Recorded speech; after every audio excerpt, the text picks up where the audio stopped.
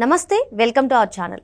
ఆంధ్రప్రదేశ్ మాజీ ముఖ్యమంత్రి భార్య అయిన వైఎస్ భారతి పైన అనుచిత వ్యాఖ్యలు చేసినందుకు గాను చేబ్రోలు కిరణ్ను ప్రభుత్వం అరెస్ట్ చేసిన సంగతి తెలిసిందే. మరి ఈ అరెస్ట్ అనంతరం వైసీపీ సోషల్ మీడియాకి సంబంధించిన వాళ్ళందరూ కూడా వాళ్ళ ఛానల్స్ కానివ్వండి అన్నిటిని క్లోజ్ చేసుకుని వెళ్ళడం పైన అసలు ఏ విధంగా చూడాలి, ఇవన్నీ కూడా తెలుసుకునే ప్రయత్నం చేద్దాం. దీన్ని పూర్తిగా విశ్లేషించడానికి మనతో పాటుగా ఉన్నారు ప్రముఖ రాజకీయ విశ్లేషకులు అరసమల్లి శ్రీనివాస్ గారు. సార్ నమస్తే. సార్ నమస్కారం అండి. సార్, ఐటీడీపీ కార్యకర్త అయినటువంటి చేబ్రోలు కిరణ్ గారు ఏదైతే అనుచిత వ్యాఖ్యలు చేశారో భారతి గారి మీద, దానికి అరెస్ట్ చేశారు సార్ ఆయన్ని. మరి ఈ అరెస్ట్ అనంతరం వైసీపీ సోషల్ మీడియా గ్యాంగ్ అంతా కూడా క్లోజ్ చేసుకుని వెళ్ళిపోతున్నారు. దీనిపైన మీ అభిప్రాయం ఏంటండి? ఇప్పుడు మ్యాటర్ ఏంటంటే అండి, ఇప్పుడు ఎవరో తప్పు మాట్లాడినా, మహిళల పట్ల ఎవరో మహిళలను కించపరిచే వ్యాఖ్యలు చేసినా, వాళ్ళ క్యారెక్టర్ అసాసినేషన్ చేసినా ఒప్పుకోమని చెప్పి చంద్రబాబు గారు కానీ లోకేష్ గారిని చెప్పారు. వాళ్ళ పార్టీ బేసిక్ లైన్ అది. ఇప్పుడు ఎవరన్నా మీటింగుల్లో చంద్రబాబు గారిని మెప్పించడానికి, లేకపోతే కొంచెం అత్యుత్సాహం ప్రదర్శించి ఎవరన్నా కొంచెం అబ్యూజ్ లాంగ్వేజ్ వాడిని ఎదటోళ్ళని అనవసరంగా విమర్శించినా చంద్రబాబు గారు వారిస్తాడు.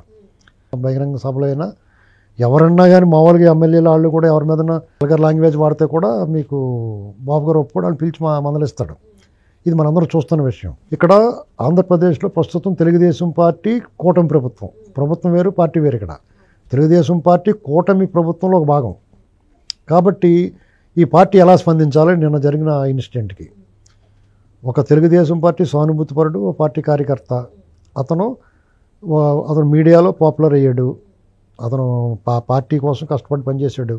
తెలుగుదేశం పార్టీ గత 5 సంవత్సరాలు జగన్మోహన్ రెడ్డి అరాచకాలకు వ్యతిరేకంగా పోరాడి తెలుగుదేశం పార్టీ తరఫున పనిచేశాడు.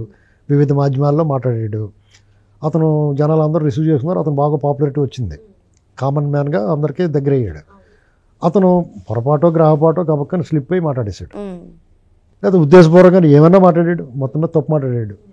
మాట్లాడిన తర్వాత డెఫినెట్గా పార్టీగా తెలుగుదేశం పార్టీ స్పందించింది. అతను పార్టీ నుంచి సస్పెండ్ చేసింది. ప్రభుత్వంగా అతని మీద కేసు నమోదు చేసి అరెస్ట్ చేయించారు. ఆ 2 బాధ్యతలు పార్టీ కానీ ప్రభుత్వం కానీ చాలా సక్రమంగా నిర్వర్తించారు. అయితే ఇక్కడ పోలీసులు అత్యుత్సాహం ఉంది కొంచెం. ఏంటంటే ఇతను అరెస్ట్ చేసిన తర్వాత అతను ముసుగేసి నిలబెట్టారు. ఆ ముసుగేసి నిలబెట్టడం అంటే సాధారణంగా వాళ్ళ ఐడెంటిటీని కొంచెం దాస్తారు, హైడ్ చేస్తారు. అలా అది ఎవరికి చేస్తారో అప్పటి వరకు ఎవరికి ప్రజలు తెలియని వాళ్ళు కొత్తగా తెలుసుకుంటే అతనికి ఇబ్బంది ఉంటుందేమో తర్వాత భవిష్యత్తులో ప్రజా సమూహంలోకి వెళ్ళాల్సి వచ్చినప్పుడు. ఇతను ఆల్రెడీ అందరికీ వీడియోల ద్వారా తెలుసు కదా, కొత్తగా వెళ్ళి దాయాల్సిన పని లేదు. పోనీ పోసాని కృష్ణమురళికి, బోరుగడ్డ అనిల్కి ఎలా చేశారు వీళ్ళు? బోరుగడ్డ అనిల్కి ఏమో కూర్చోబెట్టి భోజనం పొలాలు పక్క గిక్కని ఏర్పాటు చేశారు. సీసీ ఫుటేజ్ బయటకు వచ్చింది, 40 కేసు పెట్టారు. పోసాని కృష్ణమురళి మరి అతను పెద్ద సెలబ్రిటీ కాబట్టి అతన్ని అలా ట్రీట్ చేశారా, లేకపోతే ఇతను కామన్ మ్యాన్ కాబట్టి ఎలా ట్రీట్ చేశారు అనేటువంటిది టీడీపీ క్యాడర్ నుంచి ఆగ్రహం వ్యక్తం అవుతుంది. అతను చేసిన తప్పే. అలాంటి తప్పు చేసిన వాళ్ళు మీరు ఎందుకు వదిలేశారు? ఇప్పుడు అలాంటి తప్పు ఇతను ఒక్కడే, ఇదే మొదలు కాదు, ఇదే ఆఖరు కాదు.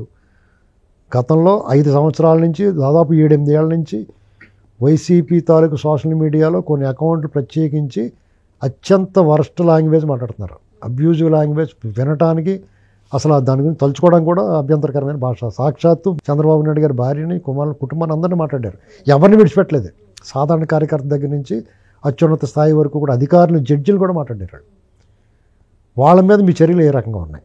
ఈ చట్టం ఇక్కడ మీకు ఒక మంచి ప్రభుత్వం ఉంది. చట్టాన్ని తన పని తాను చేసుకోమని ప్రభుత్వం ఉంది. చట్టాన్ని తన పని తాను చేసుకోమని నిన్న స్పష్టంగా చెప్పారు. వాళ్ళ పార్టీ కార్యకర్త అయినా సరే, కూటమి ప్రభుత్వంలో ఉన్న ఒక పార్టీ తాలూకు కార్యకర్త అయినా సరే, అతను తప్పు చేస్తే అతను శిక్షించమని, అతను అరెస్ట్ చేయమని, ఈ చట్టానికి తన పని తాను చేసుకోమని చెప్పారు. మరి ఇదే చట్టం, దాని చట్టానికి బాధ్యులై ఉన్నవాళ్ళు, చట్టానికి అమలు చేయాల్సిన పోలీసులు మరి అంతకుముందు మాట్లాడిన వాళ్ళందరినీ మీరు ఎందుకు నిర్లక్ష్యంగా వదిలేశారు? ఒకవేళ కొంతమందిని అరెస్ట్ చేస్తే కూల్ డ్రింక్ ఇచ్చి పంపించారు. అవినీతి చేసిన వాళ్ళు వేరే డిపార్ట్మెంట్ చూసుకున్నారు. అరాచకం చేసిన వాళ్ళు, హత్యలు చేసిన వాళ్ళని, ఈవీఎంలు పగలగొట్టిన వాళ్ళని, అంతకుముందు 2 గంటల ముందు గోరంట్ల మాధవ్ ఎలా మాట్లాడాడు లోకేష్ గారి గురించి మీకు కళ్ళేవా, చూడలేదా మీరు?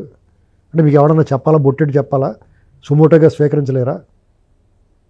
ఒకరోజు ముందు జగన్మోహన్ రెడ్డి గారు ఏమన్నాడు? పోలీసులు బట్టలిప్పి అంతకన్నా అవమానం. పోలీసులు అంటే అంత గొప్ప వాళ్ళు అండి. ఏపీ పోలీసు అంటే అంత పేరు ఉన్నవాళ్ళు. ఎలాంటి ఆఫీసర్లు ఉండేవారు?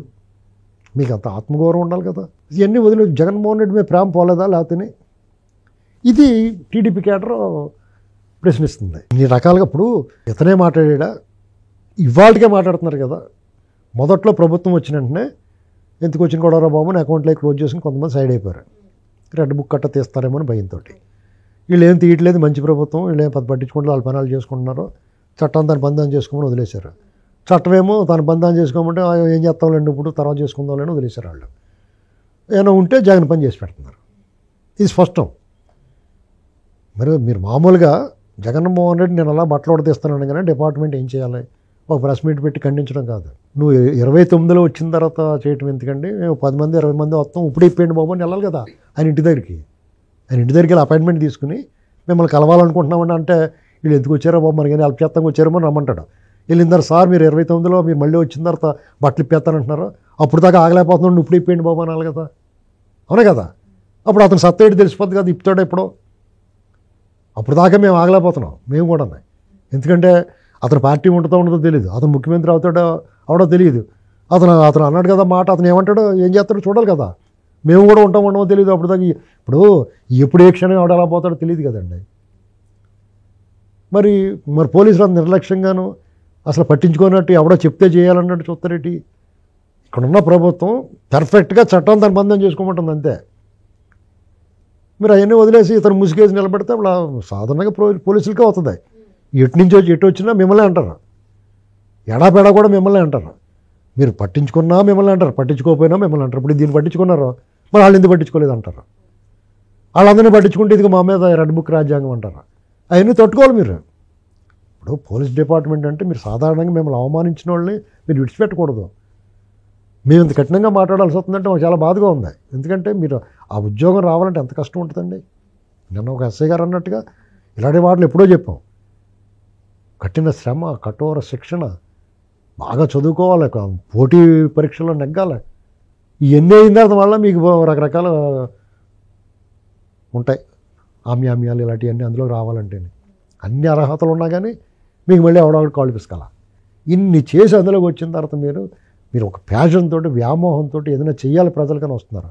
ఇటీవల కాలంలో అందరినీ పాడు చేశాడు ఐపీఎస్లు ఐఏఎస్లని.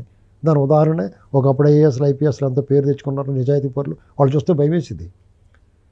అటువంటిది ఇవాళ రాజకీయ నాయకులకి కొంతమంది జగన్మోహన్ రెడ్డి లాంటి వాళ్ళు తొత్తులుగా మారిపోయి ఇవాళ కేసులు ఎదుర్కొంటారు. వాళ్ళ మీద గౌరవం పోయిందా డిపార్ట్మెంట్ మీద? లేకపోతే అంత ధైర్యం ఉంటే పోలీసు ఉద్యోగం చేసి ఆ రూల్స్ తెలిసి పోలీస్ కస్టడీలో ఉన్న అతని మీద దాడికి వెళ్తాడు అతను గోరంట్ల మాధవ్. మీరు అదే 2 గంటల ముందు అతను మాట్లాడిన మాటలకి అతనికి సుమోటోగా స్వీకరించి మీరు రావయా అని చెప్పి తీసుకెళ్ళి ఉంటే అది చేయకపోతుంది కదా. తర్వాత మళ్ళీ కేసు పెట్టారు, అది వేరే కదా. ఏమైనా పోలీస్ డిపార్ట్మెంట్ కూడా కొంత బాధ్యతగా వ్యవహరించాలి. ఇప్పుడు మా వాళ్ళు వదిలేసి మీ వాళ్ళనే పట్టుకోమని వాళ్ళు ఉంటారు జగన్మోహన్ రెడ్డి వాళ్ళు. కానీ ఈ ప్రభుత్వం మిమ్మల్ని చట్టాంత మంతం చేసుకోమంటుంది. మీరు ఆ పని చేయాలి అందంగానే. మీకు అవకాశం మంచి పేరు తెచ్చుకోవచ్చు, డిజిటల్ డెవిల్స్ అందరినీ తరివేయచ్చు. ఇప్పుడు మీరేమీ చేయకపోయినా, మీరు చేస్తారో చేయరో తెలియకపోయినా, ఈ ప్రభుత్వం మీకు పురమాయించకపోయినా సరే వాళ్ళందరూ వాళ్ళే అకౌంట్స్ క్లోజ్ చేసుకుంటున్నారు. ఎందుకంటే వీళ్ళు అరెస్ట్ చేయరు, వాళ్ళ సొంత పార్టీ కార్యకర్తను అరెస్ట్ చేయరు, మనల్ని వదిలిపెట్టరా బాబు అని భయమేసింది వాళ్ళకి. ముందు ఎగిరారు, పొడి చేస్తాం నరికేస్తాం చంపేస్తా ఉన్నారు. రండ్రా బాబు చంపండి, ఇది ఇక్కడే ఉన్నాడు అని చెప్పి పిలవాలి కదా మీరు. ఇప్పుడు ఆ గ్యాంగ్ అందరికీ ఫోన్ చేసి మీరు రకరకాలుగా డైరెక్ట్గా లైవ్లు పెట్టి మాట్లాడుతున్నారు కదా, వాళ్ళందరికీ మీరు ఫోన్ చేసి రండి ఇక్కడ మా దగ్గర ఉన్నాడు వచ్చి నరికేసి వెళ్ళిపోవడం అని చెప్పాలి మీరు. ఆ సత్తా ఏంటో చూడొచ్చు. 2029 దాకా ఎందుకు ఆగడం? ఇప్పుడు ఏంటంటే జగన్మోహన్ రెడ్డి పరిస్థితి ఏంటంటే అతనికి లీడర్లు అందరూ వదిలేసిపోయారు, క్యాడర్ కూడా పోయేలాగా ఉంది. ఎందుకంటే అతను పడ్డ 40% ఓట్లలో ఖచ్చితంగా 15-20% ఓట్లు ఇతను బటన్ నక్కడం వల్ల వచ్చింది. అతని మీద ప్రేమతో కాదు. ఆ బటన్లు అంతకన్నా బాగా నొక్కేస్తున్నారు కదా. 2000 నువ్వు ఇచ్చేవాడు పెన్షన్ 4000 ఇస్తున్నారు. నువ్వు అమ్మఒడి ఒకరికి ఇచ్చేవాడు వీళ్ళు ఎంతమంది ఉంటే అంతమందికి ఇస్తా ఉంటావు. ఆ 2 చాలు నీకు అవుట్, నీ దగ్గర ఎవడం మిగలడు. అలాంటప్పుడు వాళ్ళందరినీ కాపాడుకోవాలా, నీకోసం పనిచేసి వాళ్ళు ఉండాలి, కసిగా పనిచేసి వాళ్ళు ఉండాలి. అందుకని వాళ్ళు రెచ్చగొట్టడానికి నువ్వు రకరకాల వ్యాఖ్యానాలు చేస్తున్నావు. ఇది మెయిన్ ప్రాబ్లం. ఆ కేటర్లో చాలామంది ఇప్పుడున్న పార్టీ జనసేనలోకో టీడీపీలోకో బీజేపీలో కూడా జాయిన్ అయిపోతారు, పోయి వాళ్ళకి ఆకర్షితులు అవుతారు. మ్యాక్సిమం జనసేనకి ఆకర్షితులు అవ్వచ్చు. ఇక వీళ్ళ ముగ్గురికి వెళ్ళలేని వాళ్ళు ఏమన్నా ఉంటే కాంగ్రెస్ అయిపోతారు. నీకు వచ్చిన 20%లో 10-15% ఈ పథకాల వల్ల పోతే ఇంకో 10% కాంగ్రెస్ అయిపోయారంటే అవుట్ కదా. ఓ 4%, 3% ఈ పార్టీలో అయిపోయారు అనుకో, ఇక నీ వెనకాల ఎవడుంటాడు? వాళ్ళందరూ పోకూడదని కేడర్ని అలాగే నిలబెట్టుకోవడం కోసం గుంటూరు అవతలు నరికేస్తాం, గుంటూరు అవతలు లాక్కొచ్చి కొడతాం అని చెప్పేసి అతనికి గేట్లు తాళం వేస్తూ వాడు అతను ఎటేపుకి వెళ్ళకుండా మళ్ళీ ఇలా మాట్లాడినవాడు ఎవడో చేర్చుకోడు కదా, అతను లాక్ చేసి పెట్టాడు, గోరంట్ల మాత లాక్ అయిపోయాడు. ఇప్పుడు ఆల్రెడీ అరెస్ట్ చేయాలి, వాళ్ళు పెట్టారు, అతను భోజనం పెట్టారంట బాగానే, అదొకటి అయ్యింది. నీ తరపున అవాళ్ళు కానీ ఇవాళ కానీ నీ వాళ్ళు అనుకున్న వాళ్ళు నువ్వు బాగా దోసిపెట్టిన వాళ్ళు ఒకడు మాట్లాడతలేదు నీ గురించి. ఈ సన్నాసులు వచ్చి మాట్లాడుతున్నారు కొంతమంది.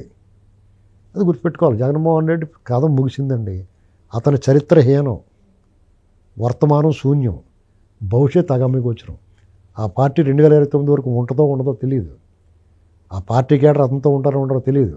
అచ్చం అతనిలాగే పైశాచిక మనస్తత్వం ఉన్నవాళ్ళు, ఎదటి వాళ్ళు బాధపడితే సంతోషించే వాళ్ళు మిగులుతారు.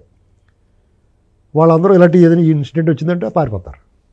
అలాగే మిగతా కార్యకర్తలు కూడా, సోషల్ మీడియా యాక్టివిస్టులు కూడా ఒక హెచ్చరికగా ఉంటుంది. మన అబ్యూజివ్ లాంగ్వేజ్ వాడకూడదు, మహిళల పట్ల అగౌరవంగా ఉండకూడదు అనేటువంటిది. అది మంచిదే కదా. ఎవరో కూడా కిరణ్కి ఏదో జరిగిపోయిందని ఆందోళన పడాల్సిన అవసరం లేదు. కిరణ్కి అలా జరగడం వల్ల కిరణ్ ఇప్పుడు కూడా వాళ్ళ సోషల్ మీడియాకి గుండెల్లో రెళ్ళి పరిగెత్తించినట్టే. ఎందుకంటే అతను అరెస్ట్ అవ్వడం ద్వారా మిగతా వాళ్ళు కూడా తీసుకెళ్ళిపోతారు కదా.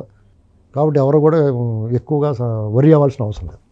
మరో అంశంతో మళ్ళీ కలుద్దాం. Thank you sir.